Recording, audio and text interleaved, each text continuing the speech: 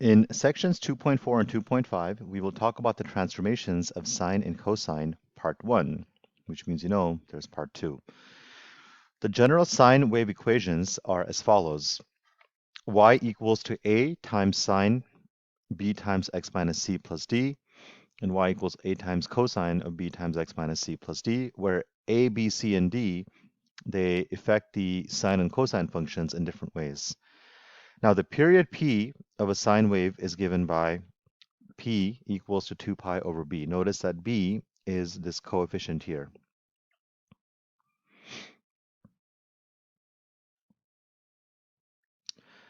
This is called the argument of a function, which affects the x values. And whatever that coefficient is, 2 pi over B determines the period. And we'll go over the examples of this later on in the lesson. So let's first find the period of y equals to sine of x. Now, if I rewrite this, this is going to be y equals to sine of x is just 1x. Since that coefficient is 1, the period is going to be 2 pi over 1, which is 2 pi. And you can see that from this point to this point, the horizontal distance is 2 pi. And after that, the sine wave keeps repeating in that same pattern. But what about the period of y equals to sine of 2x? Now, in this case, that coefficient is, which is b, this is equal to 2. And we know that the period is equal to 2 pi over b. So if I take 2 pi over 2, the period is going to be pi. And we can see that. So the dotted red line, or red graph rather, is the graph of y equals to sine of x, which has a period of 2 pi.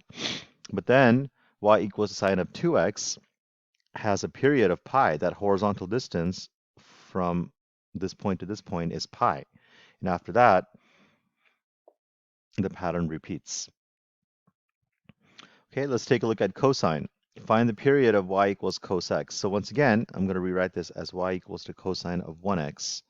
So my period is 2 pi over 1, which is just 2 pi. So from this point to this point, the horizontal distance is 2 pi. Now the period of y equals cosine of 4x. Okay, let's take a look at this. So the coefficient b is equal to 4, and the period p is going to be 2 pi over b, which is 2 pi over 4. And if you reduce that, that will be pi over 2, which means the horizontal distance from this point to this point is going to be pi over 2, as you can see on the graph.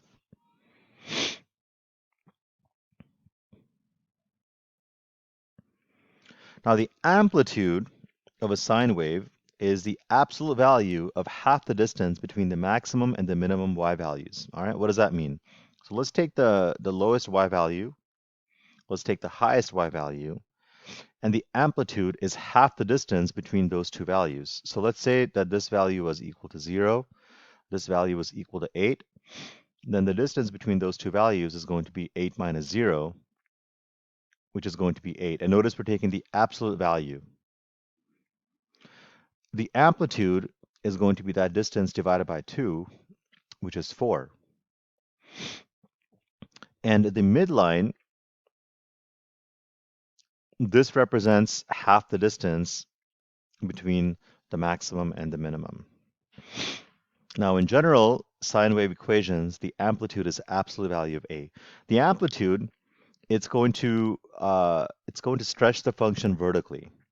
All right, now let me give you guys a couple of examples here. So in Desmos, let's say that we have y equals to sine of x. Notice that the highest point is y equals to 1, and the lowest point is y equals negative 1. But what if I say y equals to 2 sine of x? Then the amplitude is going to be 2. So the highest point is 2, the lowest point is negative 2. What if I say y equals to 4 sine of x? Then the amplitude is going to be 4, because our highest point is 4, our lowest point is negative 4. Okay, so the amplitude is going to change depending on what this A value is.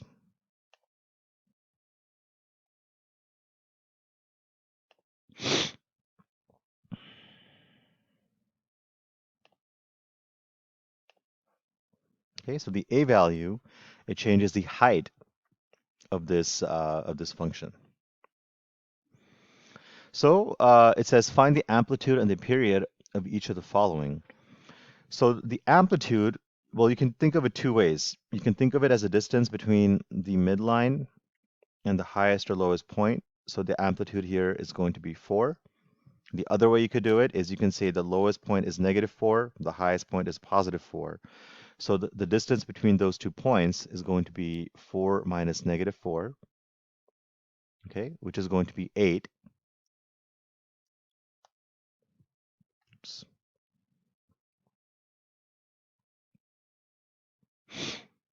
Okay, so that distance between the highest point and lowest point is 8. And then if you take 8 and you divide it by 2, it'll be 4. Because by definition here, the amplitude is half the distance between the maximum and the minimum values, or you can just measure the distance from the midline to the highest point or the lowest point. Now over here, we can see that the midline is the horizontal line that splits the graph in half. So if this is the midline, the distance between 1 to 2.5 is, so if I take 2.5 minus 1, that's 1.5. So my amplitude is equal to 1.5. That's one way of looking at it. The other way, I can take the highest point, which is 2.5.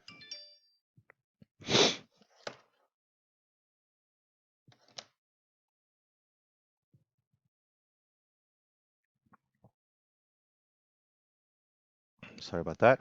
I can take my highest point, which is 2.5, minus my lowest point, which is negative 0.5. And remember, I'm looking at the y values.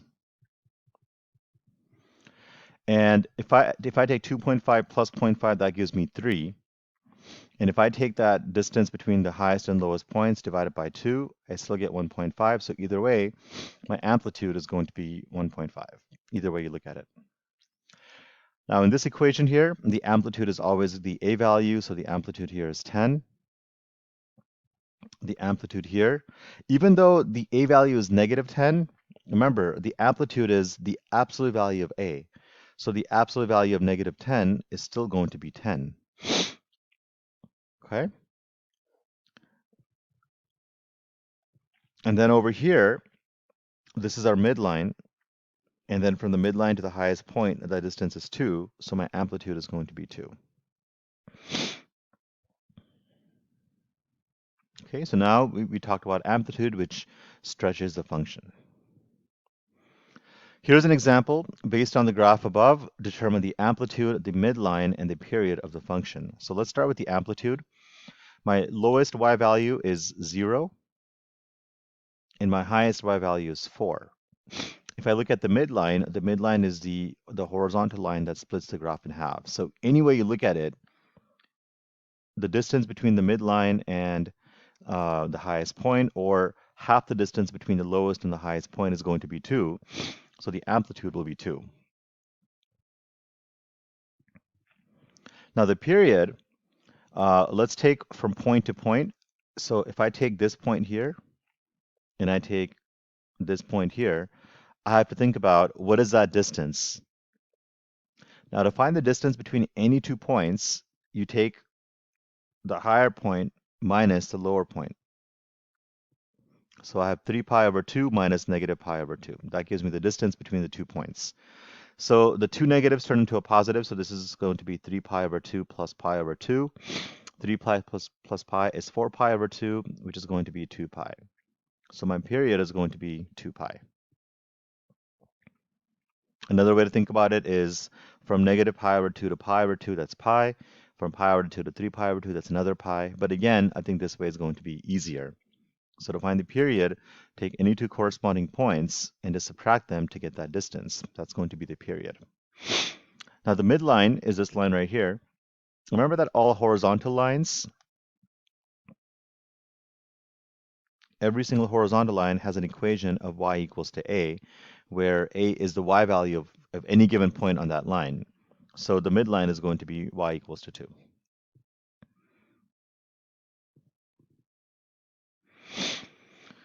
Okay, now let's talk about a phase shift. So a phase shift is when you take the graph and you move it left and right.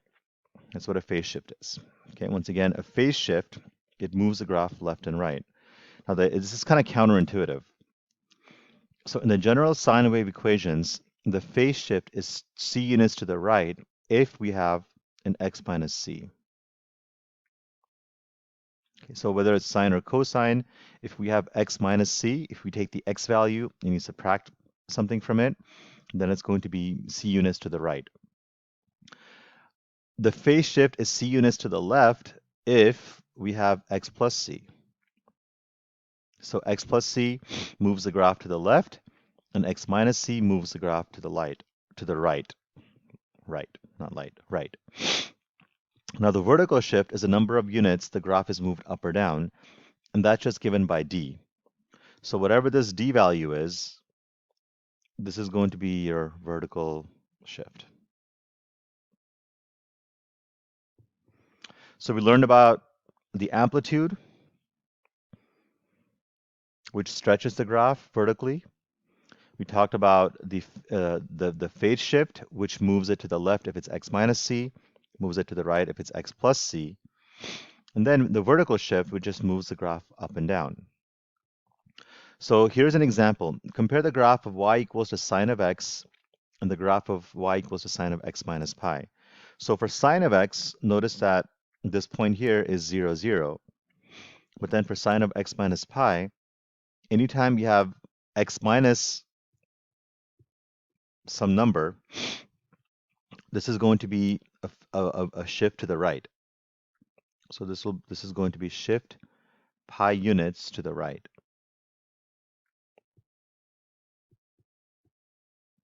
So notice that this point, 0, 0, is now going to become pi 0. So we had a shift of pi units to the right.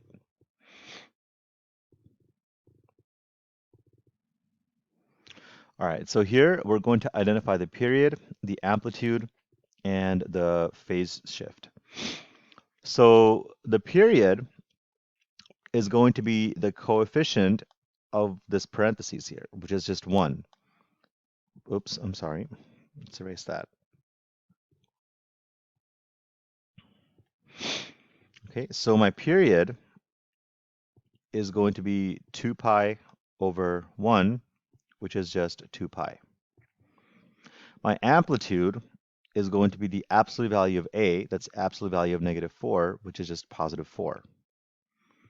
My phase shift, so remember, if it's x plus pi over 2, so think of it like this. If I set x plus pi over 2 equal to 0, and I solve for x, that's going to be negative pi over 2, which means we're going to shift pi over 2 units to the left. And this is going to be my phase shift. Next one, we have y equals to 3/4 sine of 6 times the quantity x minus 2. So the coefficient there is 6. That's the b value. So my period is 2 pi over b. My b value is 6, so that's going to be 2 pi over 6. And if I reduce that, this gives me pi over 3. My amplitude is going to be the absolute value of 3/4, which is just going to be 3/4. And my phase shift, if I take x minus pi over 2, set it equal to 0, then if I add pi over 2, I get x equals to pi over 2. This means my phase shift is going to be pi over 2 units to the right.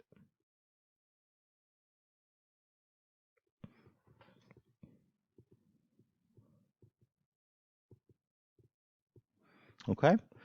In the next part, we're going to learn how to graph these transformations and have several examples that go along with that, which we will cover in class.